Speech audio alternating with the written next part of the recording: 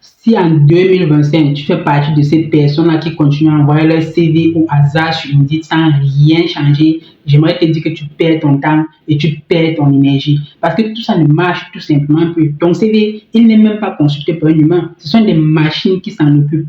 Et ces machines-là, on les appelle les ATS. Ce sont des systèmes de tri automatique incorporés par des entreprises, des grandes entreprises, des petites et des moyennes entreprises, pour pouvoir éliminer en amont plus de 95% et plus de l'ensemble des demandes qui sont fournies pour un seul poste. Et ce ne sont que des demandes restantes qui peuvent avoir une chance d'être potentiellement consultées par un manager, par un humain. Et ce n'est qu'à la fin de ce processus-là que vous avez une chance d'être sélectionné. Ces ATS-là, en fait, se basent sur un certain nombre de facteurs. Et vous allez beau avoir envoyé des centaines et des centaines de demandes dans Indeed et dans toutes les plateformes que vous connaissez, vous n'aurez jamais aucune chance d'être sélectionné. Du moins, vos chances seront très minimes, à moins si peut-être par hasard vous coïncidez avec des facteurs dont ces organismes-là requièrent pour pouvoir vous sélectionner. Vous comprenez que dans la plupart des cas, même avant de postuler, vous avez déjà été écarté du circuit.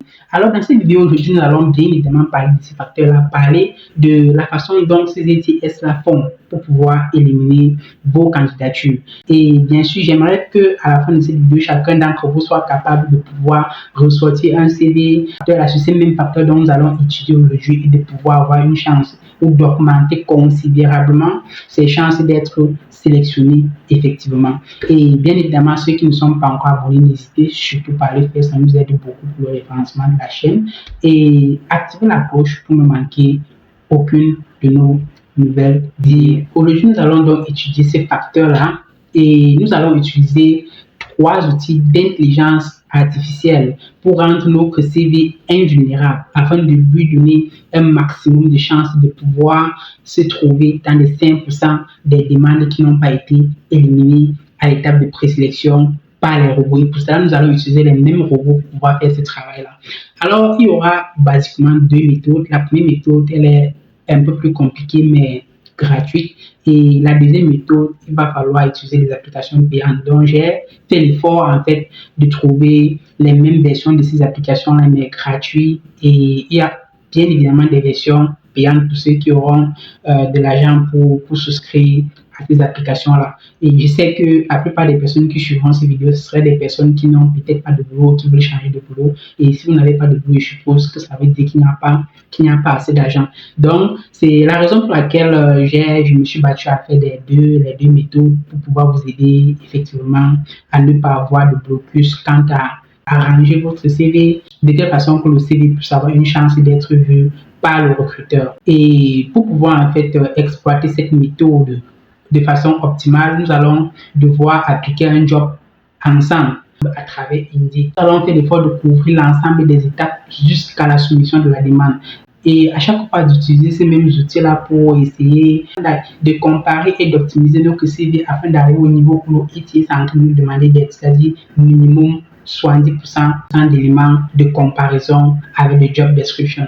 C'est-à-dire, on va utiliser ces outils-là et vous allez voir qu'avec ces outils, je ne dirais pas être sûr, mais je dirais quand même que vous pouvez avoir beaucoup plus de chances que votre CV soit sélectionné. Et nous allons donc utiliser ces outils-là et à chaque fois, nous allons essayer d'optimiser les éléments qui manquent. Parce que lorsqu'il manque un élément, l'outil en question est capable de te dire exactement l'élément qui manque pour que ton CV puisse ressembler au CV même que l'entreprise est en train de rechercher. À chaque fois que lorsqu'un élément va manquer, nous allons aller essayer d'ajouter cet élément-là, recomparer et refaire une simulation afin de voir le pourcentage d'équité. Et nous allons utiliser 3 outils d'intelligence artificielle. Nous allons utiliser JobScan. JobScan, en fait, ça permet de vous dire à chaque fois quel élément de comparaison vous devez utiliser entre le CV et le job description, quel élément vous devez ajouter, quel élément vous devez retirer, quel élément vous devez mettre à quel endroit. Vous comprenez, pour que à chaque fois vous puissiez faire en sorte que le CV se rapproche de plus en plus du job description.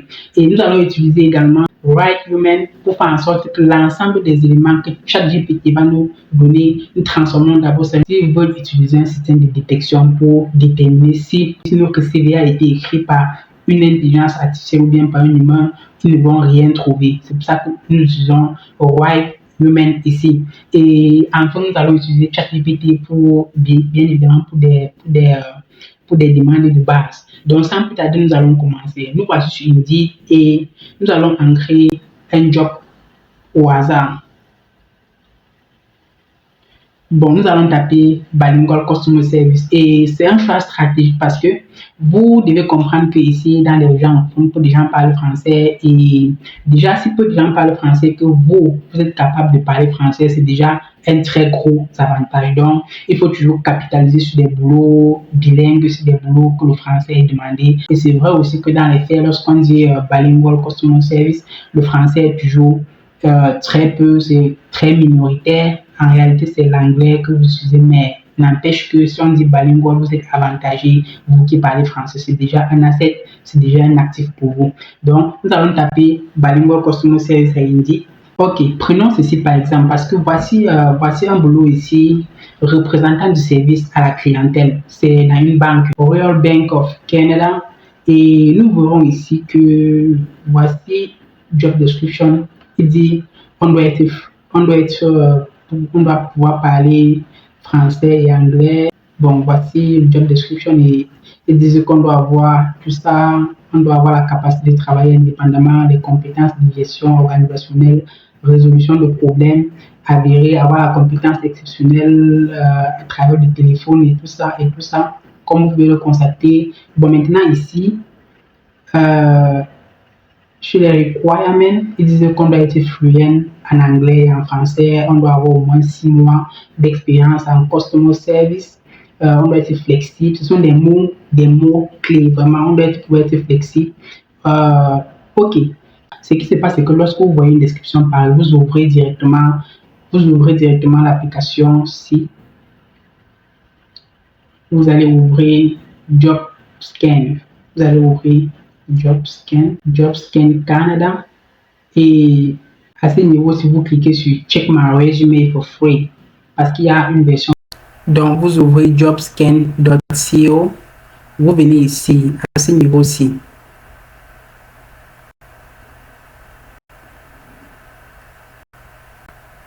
À ce niveau, si vous cliquez sur Check my resume for free, parce qu'il y a une version payante de cette app. Bon, ici, vous entrez très rapidement votre adresse email.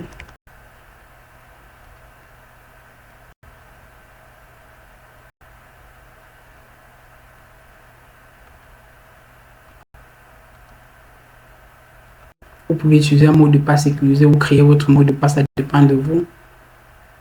Vous créez un compte très rapidement.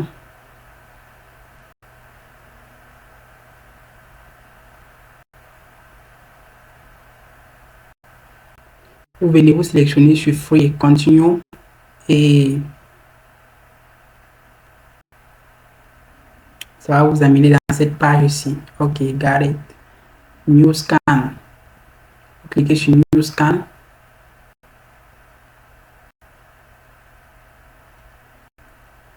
Ici, vous voyez, il y a deux champs. Ici, il y a deux champs. Il y a le champ du résumé et puis il y a le champ du job description. Nous allons uploader notre résumé ici, drag and drop.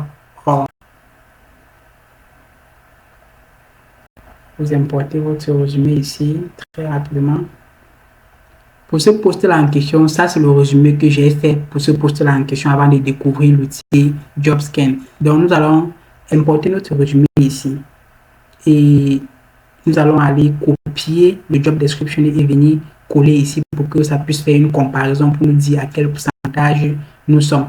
Et ici, je vous conseille de copier tout ça, copier du début jusqu'à la fin, copier à partir d'ici.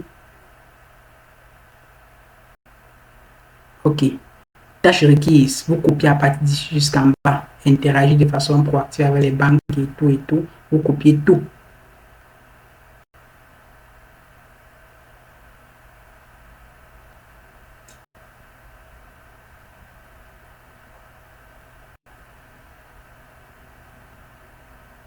En fait, on peut s'arrêter ici.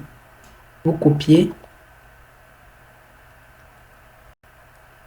vous revenez dans Job Scan, vous collez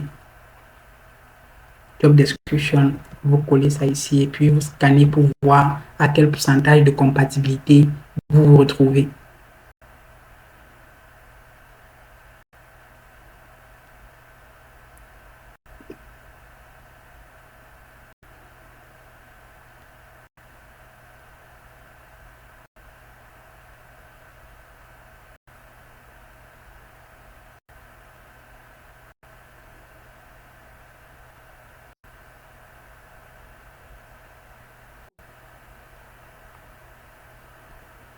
Ok, vous voyez ici, on est à 46%.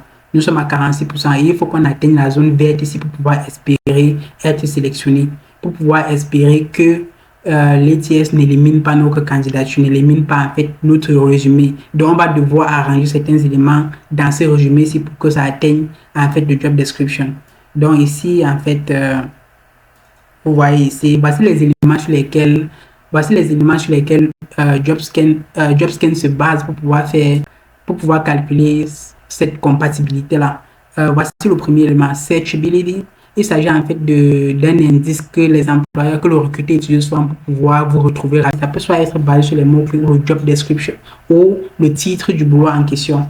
Donc, nous allons avancer. Ici, ATS Tips. Donc, ATS Tips, ça c'est le deuxième élément. Troisième élément, hard skills. Ça, ce sont les compétences techniques que le job, ça sont les compétences techniques en fait que l'employeur a besoin que l'employé ait pour pouvoir performer dans ce boulot. Donc, le hard skills, peut-être dans ce domaine que nous avons choisi comme le customer service, le hard skills, compétences techniques, ça peut être peut-être la gestion des systèmes.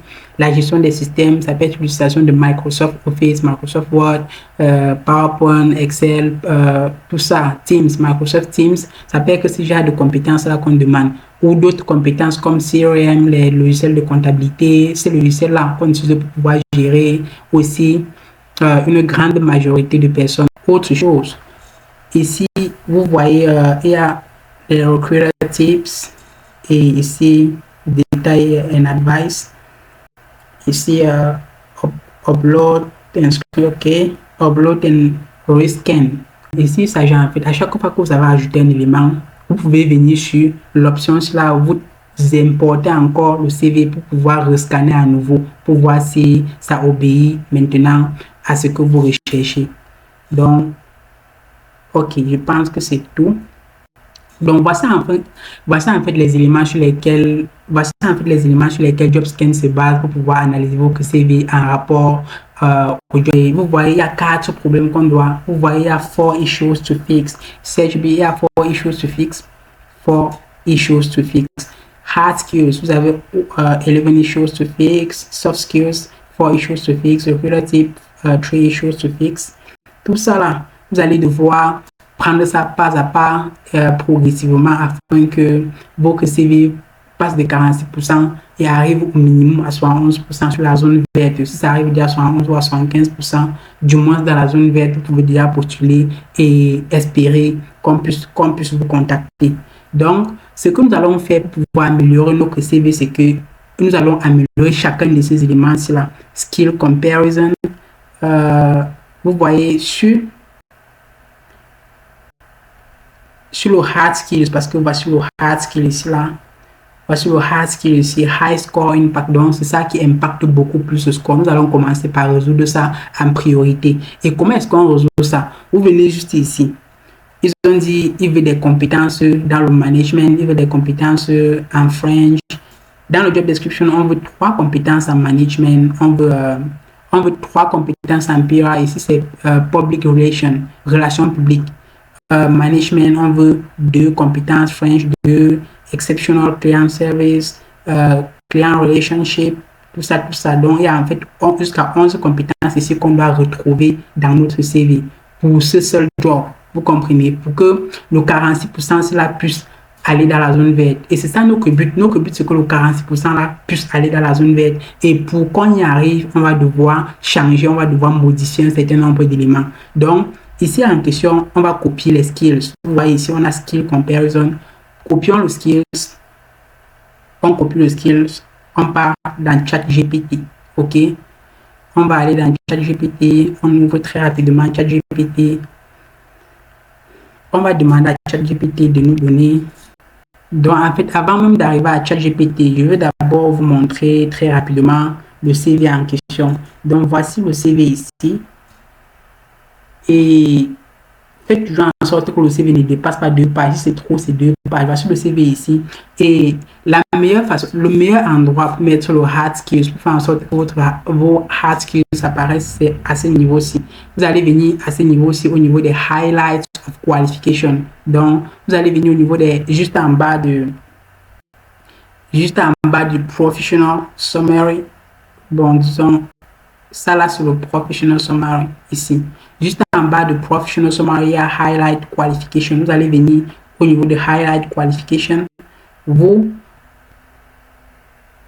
l'ensemble des éléments, ce sont les éléments. Donc, l'ensemble des éléments, il vaudrait mieux qu'au niveau des éléments, si on puisse déjà détecter les highlights qualifications, on puisse déjà, il vaudrait mieux qu'au niveau des highlights of qualification, on puisse déjà détecter l'ensemble de ces éléments-là qui forment les hard skills. Donc, on va faire en sorte que on va faire en sorte que lorsque le ATS va vouloir scanner vos documents, il va venir à ce niveau-ci, dans le scan, il va détecter les deux première expérience de travail, le highlight qualification, il va détecter l'ensemble des éléments dont on est en train de vouloir donner ici. Donc, on va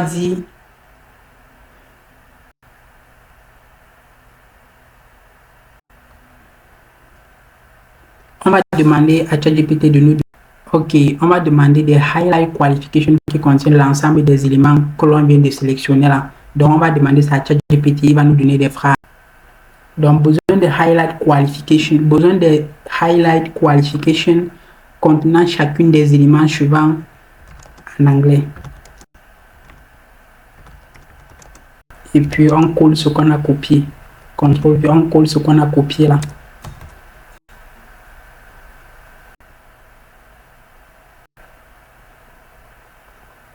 Ok, vous voyez qu'ici, nous avons effectivement quelque chose, n'est-ce pas? Vous voyez qu'il nous a donné l'ensemble des highlight qualifications contenant chacun des éléments dont on a demandé. On a ici Public Relations and Management, on a French, on a French and English, donc bilingual, on a Exceptional Customer Service, Inbound Call, Keyboarding Skills and Digital Literacy. Donc, on a tout ça en fait. On a tout ça, mais on peut peut-être copier juste une partie, on laisse l'autre pour ne pas être trop parfait, vous voyez, pour ne pas éveiller des soupçons. Donc, à ce niveau-ci, ce qui convient de faire, c'est de copier, mais pas tout. Vous copiez ça, vous laissez le dernier. Je copie, mais je n'ai pas directement copié, je ne peux pas directement coller dans mon CV parce que il y a aussi, les ETS, là, ils ont aussi des moyens. Ils ont des moyens de savoir si ce que vous avez fait vient de l'IA ou pas. Et lorsqu'on se rend compte que ça vient de l'IA, on vous élimine directement. Alors, je vais vous présenter une autre intelligence artificielle qui permet de transformer ce qu'une IA a produit dans les textes comme si c'était un humain qui les avait écrits. Donc, si tu passes au détecteur d'IA, ça ne donne plus quelque chose. Alors, pour ce faire, regardez, nous allons aller ici à 0GPT. 0GPT, vous venez ici à 0GPT, c'est en fait Trust GPT-4, GPT-4 and AI Detector. C'est aussi une intelligence artificielle gratuite. Ce n'est pas, il y a une option gratuite et une option payante. Donc, vous venez ici, là, vous copiez, vous collez ça ici. Vous collez ça ici. En fait, ici, ça détecte le plagiat. Ça détecte si ce que vous avez fait, c'est du plagiat ou pas. Donc, on va faire Detect Test. Detect, on appuie sur Detect. Vous voyez que ça 65%, 65% texte généré par l'AI. Donc, nous allons revenir ici.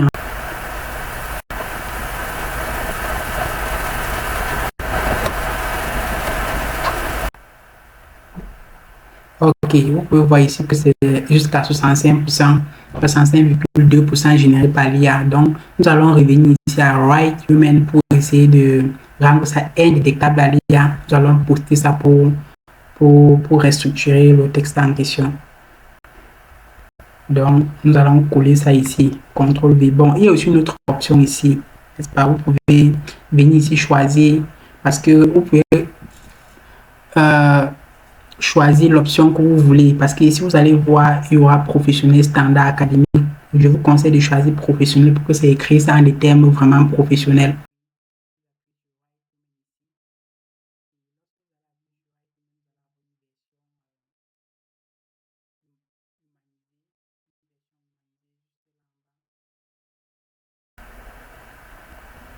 Ok, la voici. Vous venez la copier.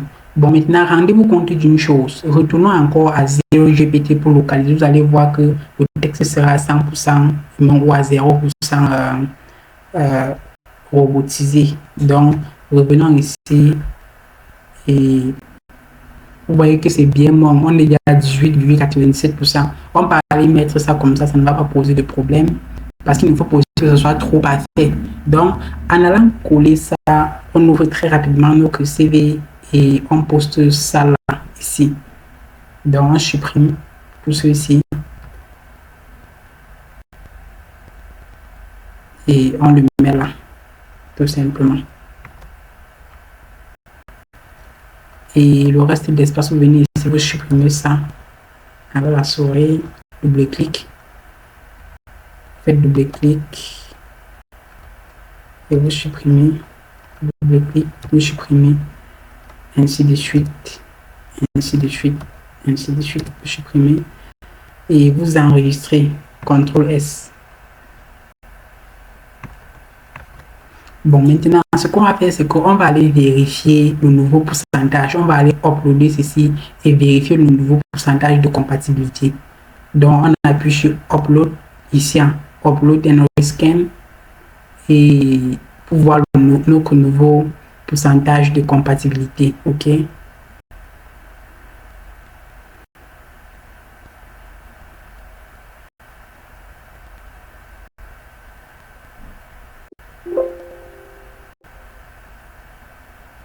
Donc, nous choisissons notre CV et puis on appuie sur Scan ici, à l'extrême droite en bas. Scan.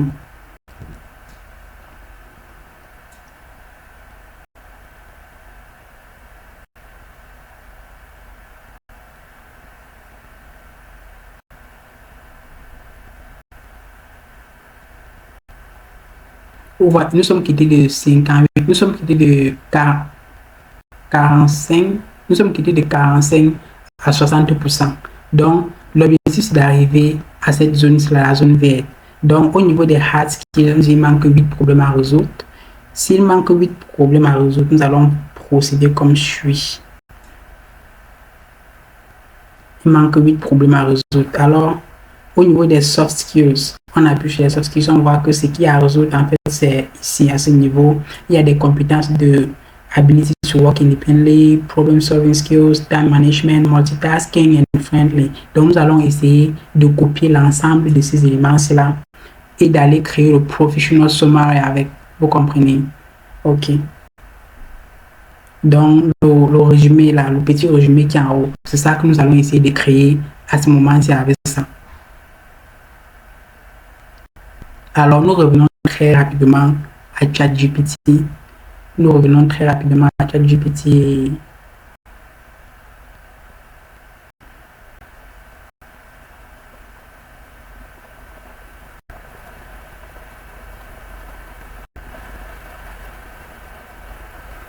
Nous copions, nous collons les skills là que nous venons nous allons copier le job description, les skills manquants, n'est-ce pas, que nous avons pris sur JobScan, nous collons ça ici à ChatGPT et nous retournons très rapidement à Indeed copier le job description pour que ça puisse vraiment bien matcher.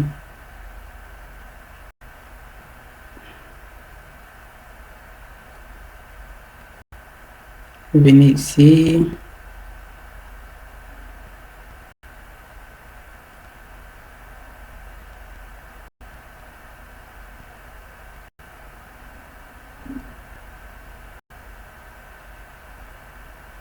Vous venez ici, tâches indispensables. Vous copiez tout ça.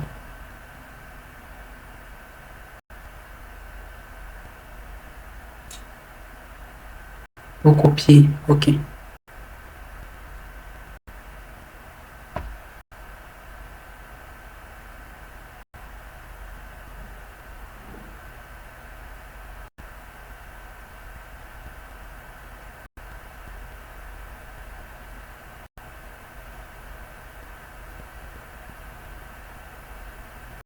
OK, vous copiez ça, vous copiez, vous revenez à ChatGPT,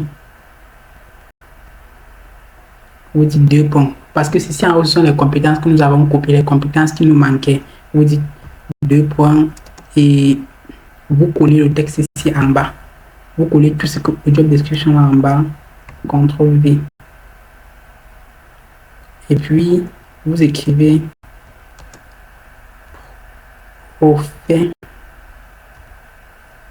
professional summary. Ok, voici ce qu'il nous a donné, n'est-ce pas? Voici ce qu'il nous a donné. On va copier ça. On va copier ça.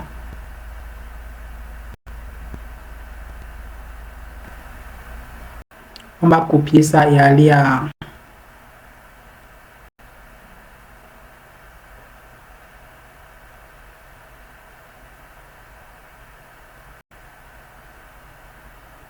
Nous copions ça, nous partons à Write Human, on colle ça là-bas pour que ça puisse nous donner une version beaucoup plus humaine, n'est-ce pas, pour qu'on ne puisse pas être éliminé depuis le début. Donc, nous venons ici sur Write Human, on colle ce texte-là, CTRL V, et puis on sélectionne professionnel. Si c'était un article académique, on pouvait sélectionner académique. Donc ici, on prend professionnel.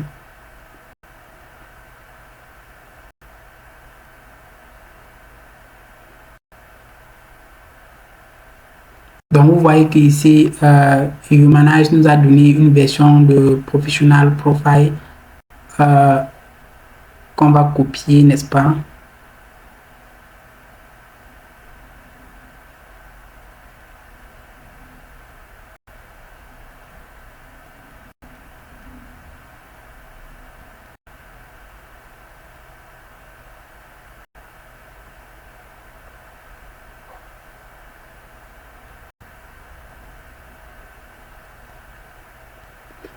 On va copier, mais avant de copier, vous voyez, on va copier et puis on va venir sur notre CV, on va coller ça sur ça directement.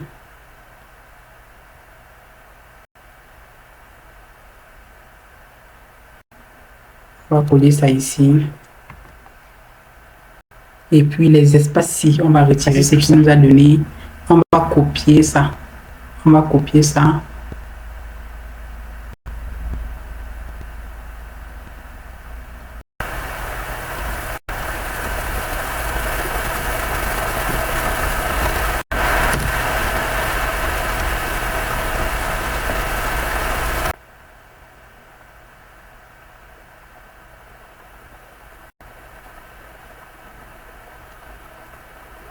Ok, on rend ça en un seul paragraphe, n'est-ce pas?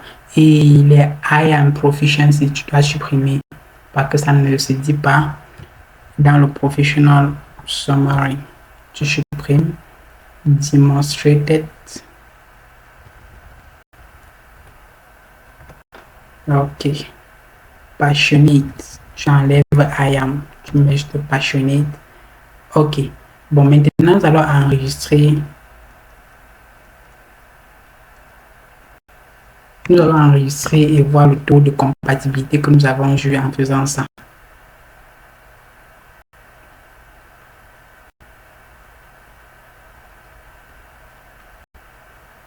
On appuie bien évidemment sur Upload et Rescan. On upload le résumé en question, et puis on voit le pourcentage de compatibilité. Si c'est que ça atteint la zone verte, on pourra déjà soumettre le job avec ça en question. Donc, on arrive à ce niveau-ci, on va sélectionner notre résumé, on va appuyer sur Scan.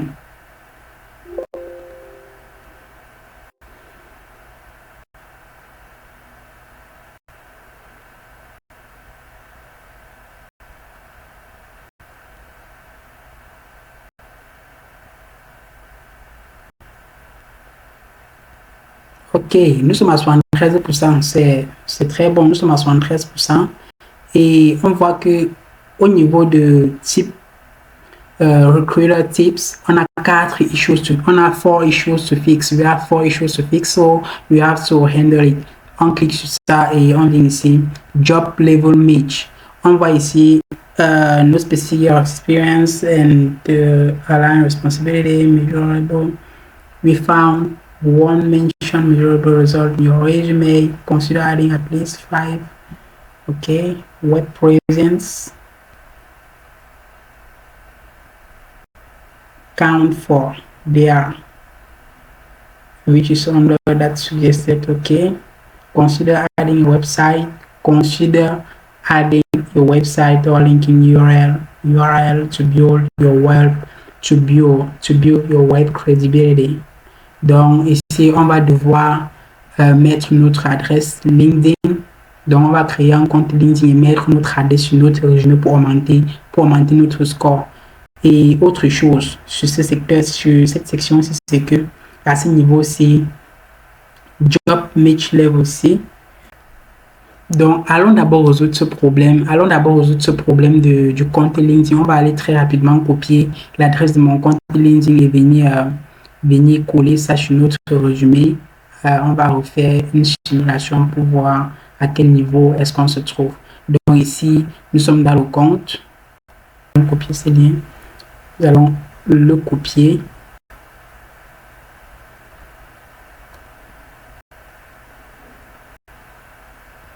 Copier et venir au niveau du résumé. Loin en bas là, nous allons coller ça quelque part. Okay.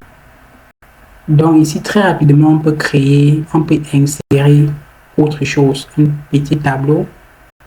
On peut insérer un petit tableau. Légèrement sa taille. Ok, ici on va la tirer un tout petit peu. D'accord, on va mettre social media,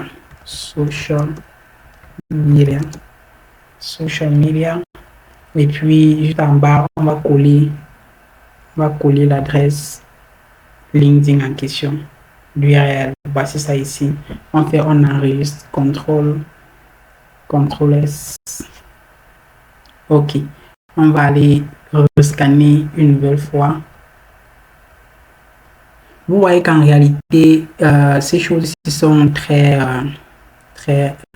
parce que ici, à ce niveau-ci, ce qu'on peut faire aussi, c'est que...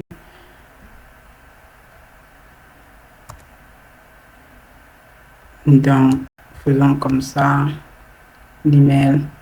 Donc, les parties d'un CV canadien. Et une autre chose que je voulais préciser avec vous, les gars, c'est que vous devez absolument éviter les formats de CV trop compliqués. Parce qu'il y a des formats où ces ETS-là, c'est-à-dire ces robots-là, n'arrivent même pas à décerner, n'arrivent pas à lire. Les modèles qui ont des graphiques trop compliqués, le graphisme. Donc, vous voyez ces modèles où le graphisme est trop compliqué, où il y a trop d'éléments graphiques, trop d'éléments décoratifs. Non, évitez ça, ça ne sert à rien.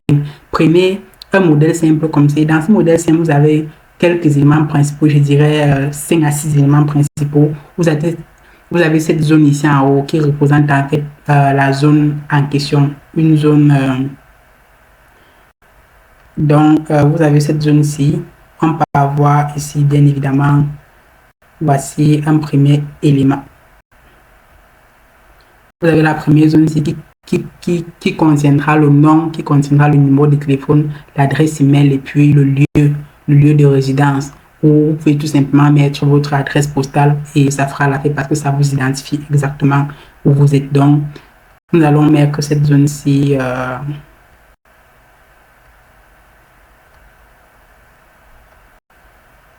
Donc, voici une première zone.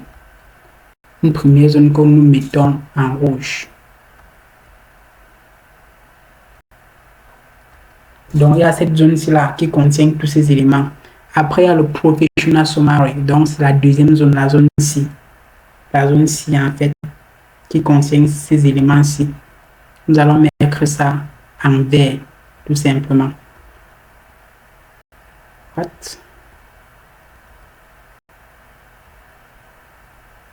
Donc, nous allons mettre ça en cette couleur-ci. Et puis, vous avez la zone de l'expérience professionnelle. La zone de l'expérience professionnelle, vous avez les highlight qualifications d'abord, c'est-à-dire les compétences générales que vous avez, dans tous vos boulots que vous avez fait jusqu'ici. Donc, c'est ça les highlight qualifications. Vous mettez ça ici, ça c'est une autre zone. Et puis, nous avons une zone en bas pour l'expérience professionnelle, work experience, c'est ça ici. Work Experience. Vous avez la zone C également. Nous allons le mettre en rouge. On a d'abord également Higher Qualification qu'on mettra bien évidemment en une couleur différente. Vous avez ici Work Experience qui est une autre zone. Et vous avez là Education and Training. Et c'est ici que vous mettez votre parcours professionnel et vous mettez vos certificats. Si vous avez obtenu des certifications ici, peut-être dans la sécurité, peut-être dans le transport, peut-être dans les premiers soins, c'est-à-dire pour administrer les premiers soins, c'est ici en fait que vous devrez mettre ce certificat-là. Donc vous venez ici, vous mettez tout ça. Et nous allons le mettre, disons, en cette couleur, violette. Et puis, social media, ce n'est pas bon. En fait, vous le mettez aussi parce qu'apparemment, JobScan dit qu'on doit mettre. Et c'est comme ça que les opérateurs, et c'est comme ça que les ETS fonctionnent. Donc, il faut faire vraiment il faut faire comment JobScan est en train de dire. Vous avez cette donnée également, vous venez mettre ça ici. Donc, voici en fait l'ensemble des parties. Voici basiquement l'ensemble des parties que vous devez mettre sur un CV canadien. Ne faites pas ça trop compliqué parce que vous faites trop compliqué, ils ne seront pas capables de lire et ça vous causera de plus en plus de problèmes. Donc, vous enregistrez effectivement, effectivement ça et pour partir encore faire une nouvelle simulation pour voir si vous atteignez la zone recherchée. Donc, on va faire CTRL S et puis on va revenir ici. On va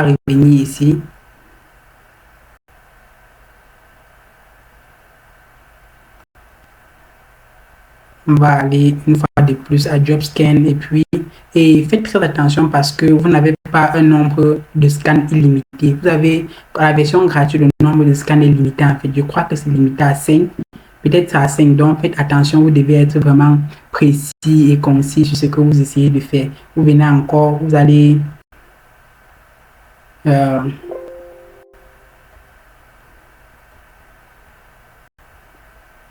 voyez, il ne reste que deux scans, available scan 2, il ne reste que 2, donc faites attention. Ici, on va venir ici, on va importer notre résumé une fois de plus. Ça, c'est la version gratuite, n'est-ce pas? On va importer notre résumé et puis on va le poster ici et voir s'il est prêt pour être soumis.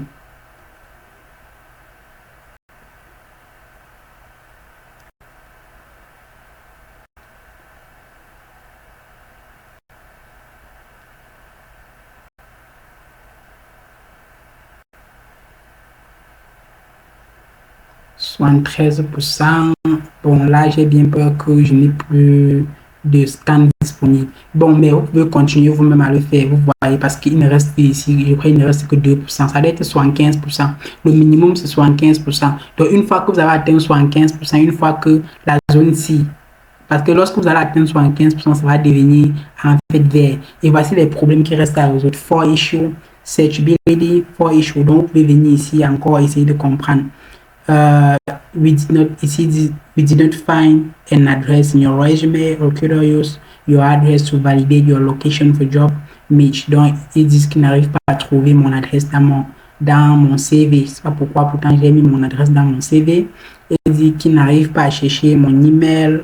Pourtant, il y a mon email qui est bien là. C'est pas pourquoi est-ce qu'ils disent il y a des choses. Pourquoi ils disent ça?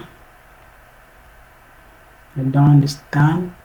Donc, ici, ability sur les hard skills, je crois qu'il reste 7 problèmes à résoudre sur les hard skills. Ici, ils disent que je n'ai pas mentionné le exceptional client service, je n'ai pas mentionné keyboarding skills, je n'ai pas mentionné banking solution. Et en même temps, vous ne pouvez pas tout mentionner.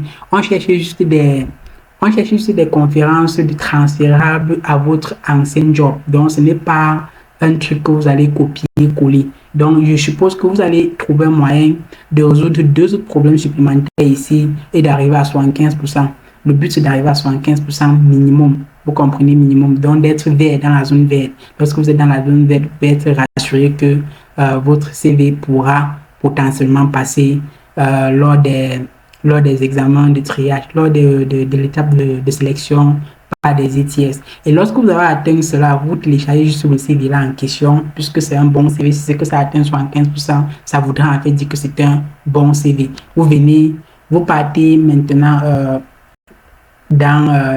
vous partez maintenant dans le job en question pour postuler. Vous cliquez et vous postulez. Postulez ça en 2 clics.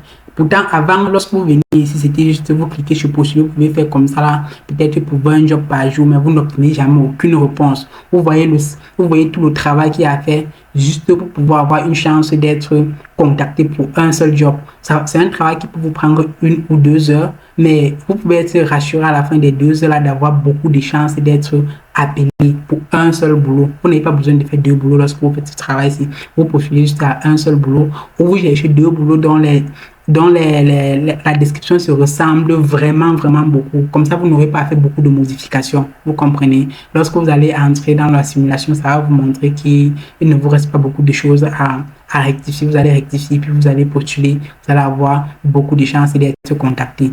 Eh bien, c'était tout pour la vidéo d'aujourd'hui, les gars. J'espère que ça vous aura aidé. Et pour ceux qui ont des choses à ajouter, n'oubliez surtout pas de les mentionner en commentaire. Si vous avez des questions, bien sûr, vous pouvez me les laisser en commentaire. Je me ferai un plaisir de les répondre. Et n'oubliez surtout pas de vous abonner, appuyer sur le petit bouton. Ça ne vous coûte absolument rien et ça m'aide beaucoup.